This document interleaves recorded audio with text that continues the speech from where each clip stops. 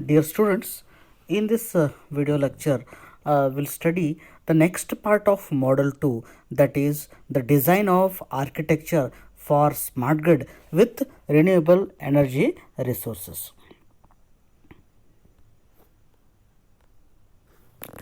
Let us study the introductory part of this.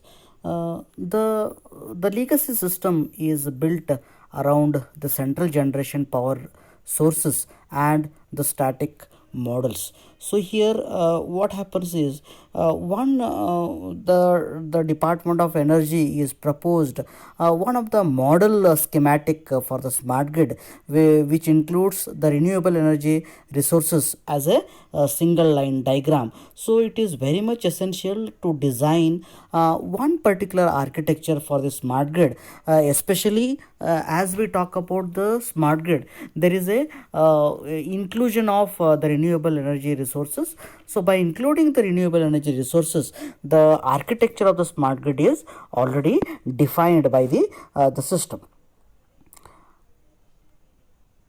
While defining the stability methods using particular conditions, they require the research efforts that basically emphasis on the very first point, that is the voltage stability. What happens in a voltage stability? Usually the use of the probability distribution functions, especially to model the resources such as the wind, solar and other renewable energy resources, they will provide the average power output. Usually we cannot have the perfect the power generation for these resources because they are seasonable and environment based.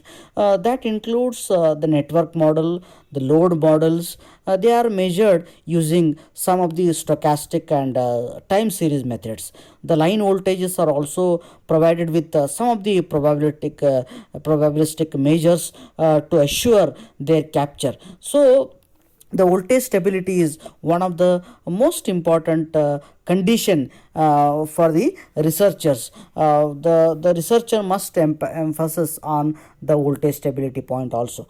And the second point is determine the operating point for, especially for the voltage stability assessment, by performing some of the probabilistic load flow analysis, which basically starts from the base case of the load flow for the prime loading conditions. Then the third point is you need to define the rank of contingency, especially it is based on the model of choice for which the selection methods are created. Usually some time of the real time usage of ant colony, artificial neural networks are used, mixture to increase the selection of conditions are used, and perform the screening evaluation using one of the new index methods are also used, and these are also used to determine the distance from the voltage collapse also.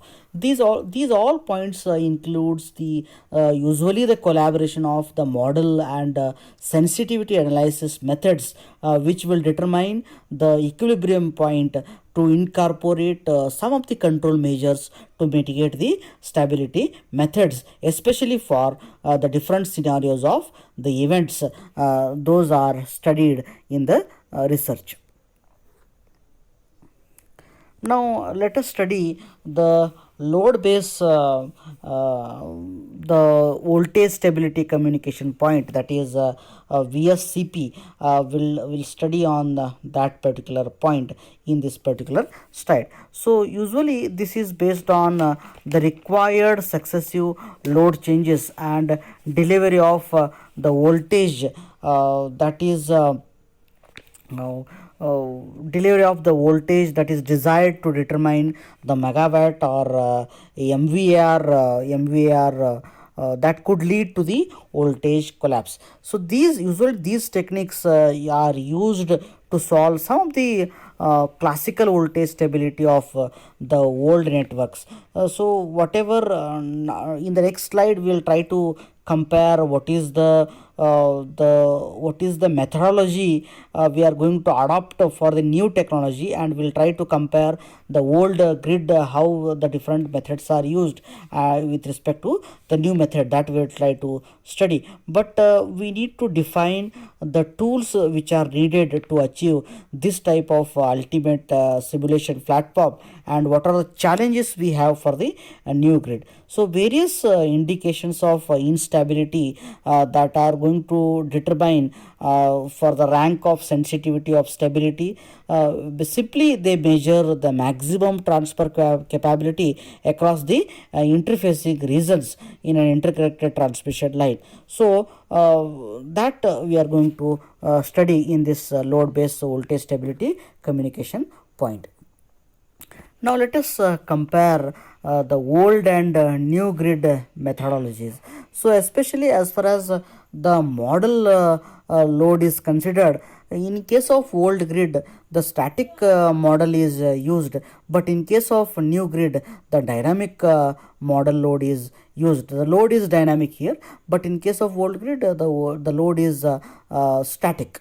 As far as the resources of facts, devices and the controls are considered, the resources are deterministic in case of old grid, but in case of new grid they are stochastic. The stochastic meaning is the random behavior, random probability. So some of the resources of fact, devices and controls are the random in nature in case of new grid. As far as the risk management is considered, the old grid is the deterministic because we can manage the risk, but in case of new grid it is random because different renewables are giving different composition, so it's random.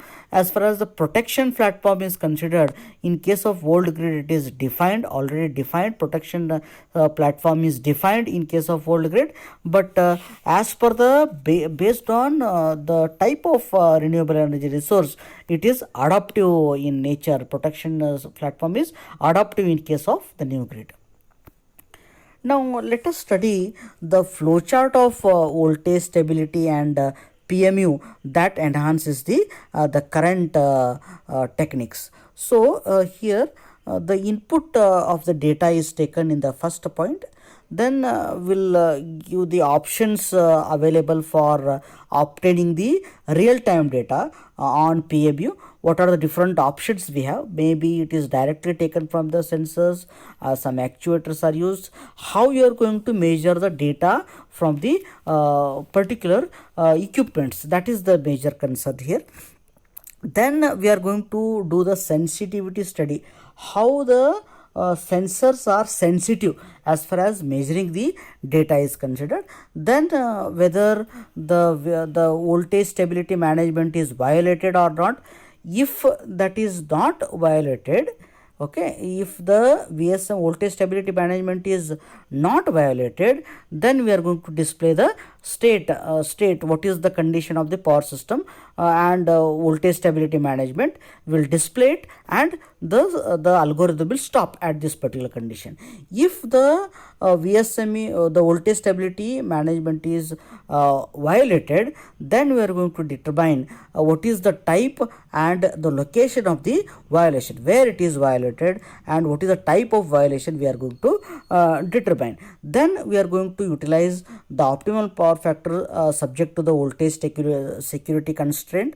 Then we are going to recompute the improvement, how by using the OPF method, how the voltage stability index is improved, that we are going to define. Then we are going to carry out some of the control measurements for the input data. Then again this signal is returned to the VSM. If the VSM voltage stability management is not violated, if it is perfect, then we are going to define that state. This is a very important flow chart which will give the voltage stability and the PMU that enhances the current grid. Now we'll study what are the steps to be taken steps to be taken in realizing this particular voltage stability management algorithm. First, we are going to analyze and define the system configuration with all the networks in service. Then we are going to simulate the faults, such as maybe different type of faults like single line to ground fault, three-phase fault, or the server contingency study. These all things we are going to simulate it. Then at the end, we are going to evaluate the impact of contingency for the branch unit outage with the voltage stability criteria. Then at the last, we are going to perform the stability analysis. That is our main concern. We are going to do the stability analysis for the voltage as well as the angle. Now let us discuss what are the challenges of implementation of these algorithms. The very first point, very first challenge is what we have is they do not include the timestamp of the load change, because the load change is not time based, because at any moment the load change may take place. So that is the one challenge we have, and they do not account for real time information on system topology, and devices are contributing to the system changes. As per the system change, the real time data will also change. They do not inform the decision maker of real time status, that is the location of the system parameters. Those are also unknown. Now let us discuss what is the future and ongoing algorithms that should include. The future and ongoing algorithm must include the state estimation or the PMU data filtering, so that the appropriate data on the system parameters must take place. Then these algorithms must include a practical index for the voltage stability, which is based on the input data or the estimated system parameters. And these algorithms must include the preventive as well as corrective scheme that to guide the decision maker. So that is, they call it as the assessment includes the preventive action as well as the corrective action for the decision makers, and optimal power factor OPF formulation to overcome the voltage collapse or the voltage instability. That also, these points also your future or ongoing algorithm must include. This is what I am trying to cover in this video lecture. So in the next video lecture, we'll study the next part of the model 2. Thank you.